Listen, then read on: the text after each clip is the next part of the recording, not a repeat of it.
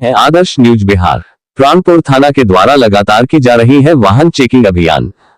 प्राणपुर थाना अंतर्गत मुख्य NH 81 केहुनिया मोड़ के समीप जिला अधीक्षक कटिहार के आदेशानुसार वाहन जांच अभियान चलाया गया, जिसमें सभी आने जाने वाले मोटरसाइकिल चालकों का कागजात, ड्राइविंग लाइसेंस, हेलमेट, इंश्योरेंस, धुआं प्रदूषण आदि का जांच किया गया।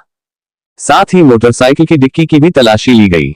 बता दें कि वाहन चेकिंग अभियान को देखते ही मोटरसाइकिल चालकों में हड़कंप मच गया। कई मोटरसाइकिल चालक अपने रास्ते से ही वापस घर की ओर निकल लिए।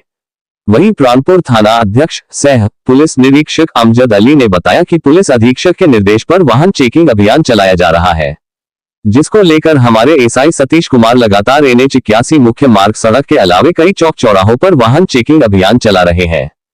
संवाददाता शंभू कुमार महतो। हमारे चैनल को लाइक और शेयर और सब्सक्राइब करना ना भूले।